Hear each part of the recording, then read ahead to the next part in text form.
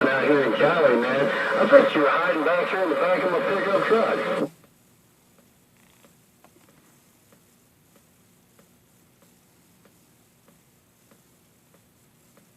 And of course the guy's not going to talk again. There we go. We gotta appreciate that Mother Nature, no doubt about it. Well, you take care. Okay. So what we have here today is as you can see, very dirty, nasty looking small J.C. Penney radio. The model number on this depends which model number you go by. There's a catalog and an FCC ID. The catalog number is 981-7503, and the FCC ID number is 981-6220. Now, there's not an actual SAM-CB manual that has this radio in it, but it's basically, so for people that work on some of the earlier radios, and even some of the later radios, occasionally you might run into a radio like this. There's no, it's not in the SAM-CB manual. You look it up in your index, and you go, oh crap, there's no radio. Well, never fear, because you have to remember, almost nobody ever made their radio, unless the name on the front was, especially in the later era, unless it was a Uniden radio or something like that. It was either a Cybernet or a Uniden on the inside. Back in the day, even then, most of the radios, not all of them, a lot of companies did make, or I shouldn't say a lot, but more companies back in the early days, especially the 23-channel days, made their own radios. But even then, especially stuff like this, a store brand, you can be guaranteed it wasn't made by them. So it's just a matter of tracking down, a lot of times, a similar chassis, or the same chassis. Sometimes the radios may look exactly the same. It just might not have, say, J.C. Penney. It could say Sears, or, anything else. Use your imagination. But this one, you could basically, to do a restoration, or I should just say not a restoration, but if you need to do repairs or an alignment on one of these, what you can use is the SAM-CB manual, actually the one I have in my hand here, 100, for the base station, okay, which is this one right here. And if I crack this open, let me get to the J.C. Penney page here. There we go, we're getting there. Index, J.C. Penney. Okay, so there's that base station, okay. But if you flip back here and you look at the circuit board, so let me get the larger view, you will notice, if you compare this side by side with this radio, you can see big cap, transformer, the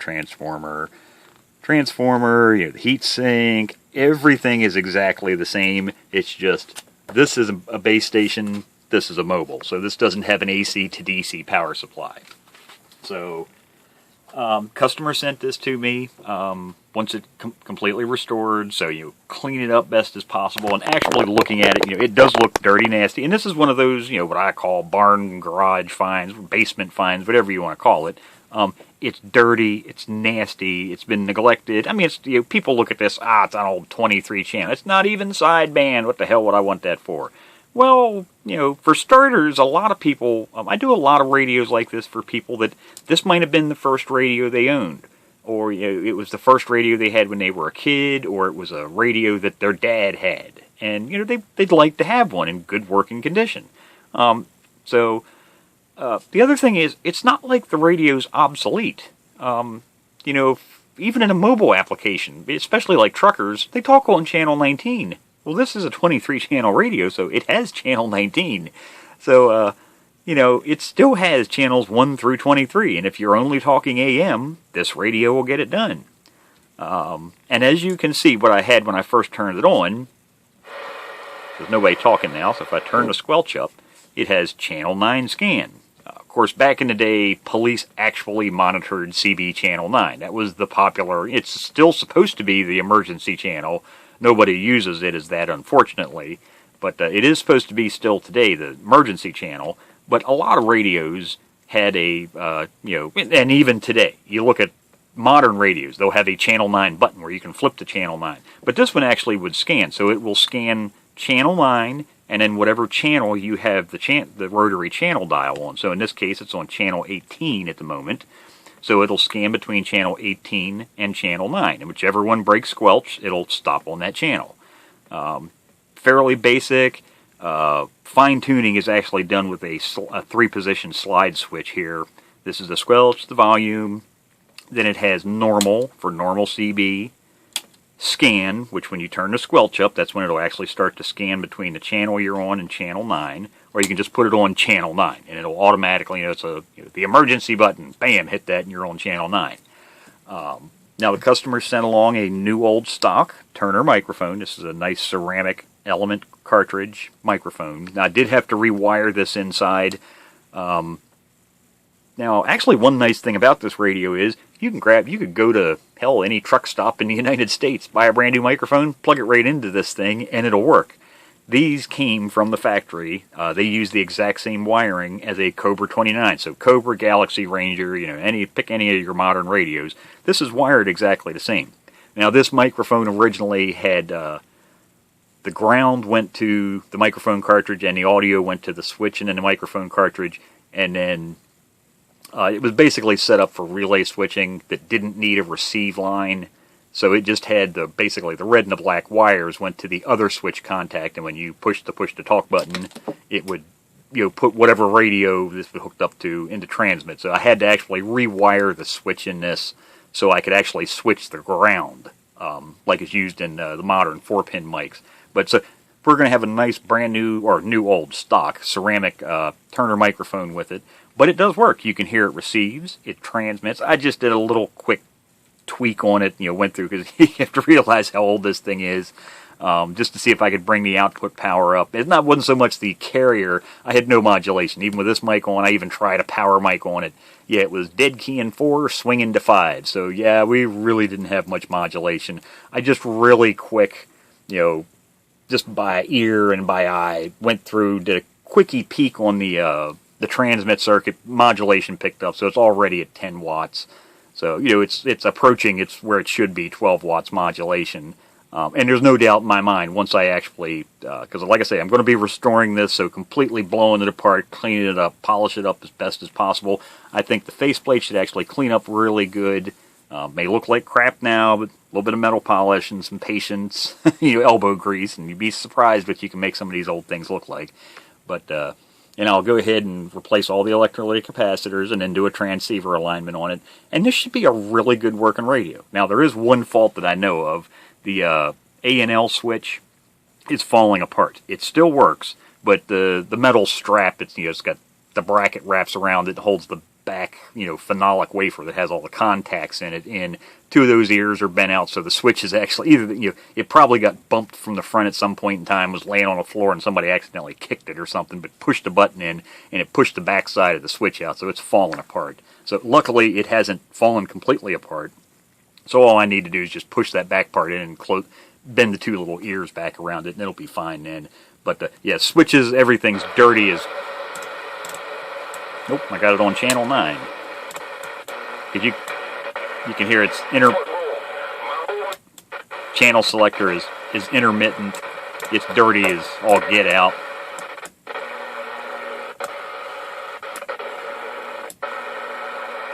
But it does work, so let me get to it. Now, one interesting thing with this radio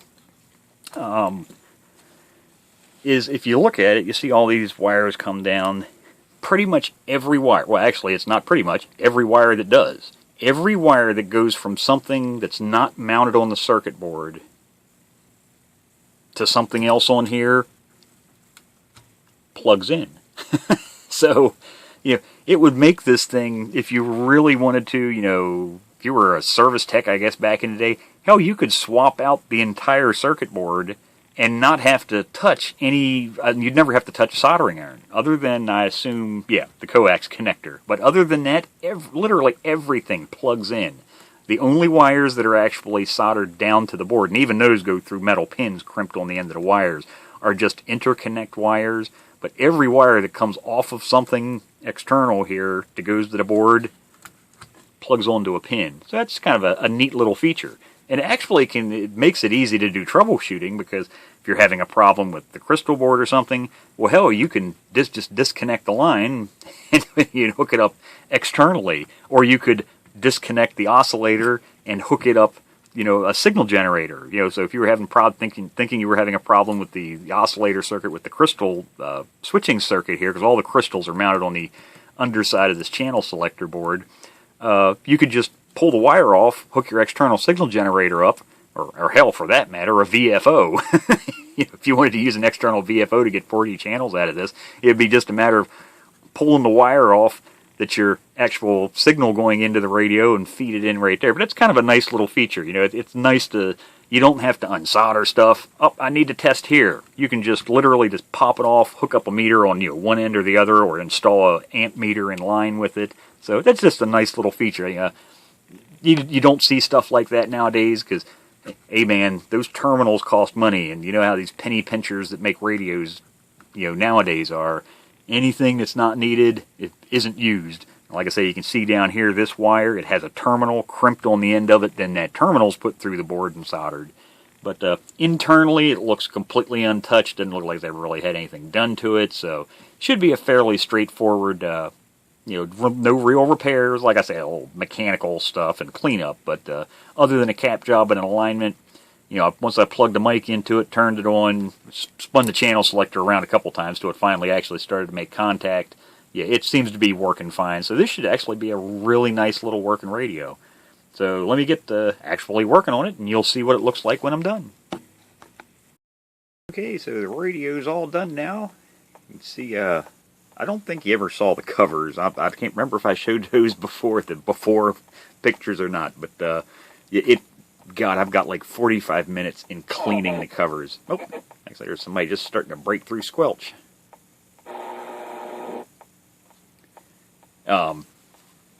I have it on that scan feature, so it's, flipping between channel 9 and whatever the hell it's on, channel 20. But yet the covers were, dirty, nasty. Matter of fact, where in the hell's the rag at? this, all that brown crap, that all came off of this radio, and there was tape goo to get off, and that's, turn the volume down here. That was actually, what took a long time, that and all the paint speckles. Oh God, people in their radios and having them around, we're doing a paint job on stuff. The infamous white paint speckles. I see more radios that have white polka dots than, God, I've got fingers and toes to count with. But, so got all that cleaned off. Like I say, they actually turned out really nice. I was really surprised. I looked at it, because sometimes tape goo can be really hard to get off depending on what type of adhesive it was. But, yeah, there's a few little minor scratches in it, but man, otherwise, the covers look really nice. Now, they're not painted. They have that kind of a vinyl, it's the same stuff they use nowadays. You can hear it. It's a textured finish, so it's not actually paint. It's like a plastic coating that has a finish to it. But like I say, that turned out really nice. Faceplate cleaned up really nice. Now, the dial on this was really nasty looking. Now, of course, some of that was dirt, but a lot of that was actually the plastic deteriorating. Actually, it's the same as the meter face. The meter face was horrible looking before, too. All fogged up because they're both clear plastic. If you ever have something like that, you're trying to restore a piece of, you get an old radio, it has a plastic dial or a meter, and it almost looks like a growth. Is the best way to put it. It's got like a white fungus growing on it, a plastic fungus. What it is, it's the plastic's actually starting to deteriorate. Now, luckily, it's usually only on the side that's exposed to environmental contaminants, mainly your hands. And this dial was a good example. So on this, the knob just pulls off, and then on the inside there's a set screw you take off of a brass collar that this channel dial is actually attached to, and then you can pull it off. The back of the dial, luckily, which is where the numbers are painted on, was fine. All of that gunk was on the outside. Now, what you can usually do is just go to your local auto parts store and get a headlight polishing kit. Something I use the Mother, or yeah, I think it's, yeah, I had to look up there and look at it. It's the Mother's New Lens kit, but it has a buff ball in it. You don't usually need to use this included sandpaper. You can if you need to, especially if you're removing scratches. But to get that haze off, like I say, it's actually the plastics that's starting to deteriorate, because you can scratch it with your fingernail. It's kind of like the outer surface of the plastics got soft a little bit. You just need to buff that off. So, apply a little bit of that polishing compound to it. Like I say, in the case of this one, it's nice because this outer black knob is separate. If I can get it pulled back off. Or does that have a set? Hell, that's right, that had a screw in it too. But in any case, the outer black knob was separate from that, so I was able to put the buff ball, hold the disc on the flat of my hand, or hold that back part, and just hold the buff ball on there and polish it up. And same thing with the meter. So they actually turned out really nice. Cleaned the knobs up and everything. But it's a good working radio now. And like I said, a lot of people would say, oh, why bother restoring something like this? It's an old 23-channel only AM radio. Well, like I say, now this one actually I forgot. When I looked at the customer's note, he had said this one, matter of fact, I can look over it, says, this was my stepdad's in the 70s when he gave his old truck to my son. He used this. So this was his stepfather's back in use in the 70s. So it's, I don't want to say family heirloom, but it's a family piece. So, it's a nice, memory piece to have around, and especially now that it's actually in working condition. But even still, it's perfectly practical to use this radio even today. It looks good, it receives good, and it has good transmit audio. Actually, if anything, modulation on these will probably sound better than most of your newer radios. A lot of the old 23-channel radios used push-pull audio amplifiers. So they used a pair of transistors and push-pull, and they just tend to sound a little bit better. But, another thing is the build quality. They're really well built. For starters, just look at how old this is. Early 70s. I think we just figured out what it was, 73 or something like that, 73, 74, judging by some of the parts in there when this thing was made. Actually 74, looking over here at some of these caps. Well, there's a perfect example. The caps. And why did the caps last so long in this? When I frequently do cap changes, replacing these in radios from the 1990s. I see radios with caps going bad. The reason is, look at what they used to use back then. Nichicon and Nippon Chemicon. They used good, high-quality capacitors back then. Unlike the radios that they've been making, from the 80s, somewhere in the 80s on, quality just completely went is about the best way to describe it. But ever since then, parts, it's not just the quality of, the cabinets, they're heavier, but just the actual components they use on the circuit board. The bean counters weren't as involved, I guess you could say. Resistors are bigger. Cobra 29s nowadays are a good example. Up until, when Cobra stopped using Uniden-built chassis, it's the same radio still, but the modern Cobra 29s are absolute trash. They've reduced the wattage size of all the resistors. They're these little tiny things, and I see them burn up all the time. Radios that are barely over a year old. They're big honking parts in here. Like I say, it's just quality of components that they used back then. And they work fine. And like I say, if you're just driving down the road, you want to be able to talk on channel 19, this radio does it. If you live in the area where I'm at, in the evening, the local talk channels are 17 and 12. This radio would work just fine. So there you go. There's another restored classic, I guess you could say. I don't know if I'd call it a classic. It's not like this was these are prized possessions. It's just a standard AM radio, but it's I should say a restored vintage radio.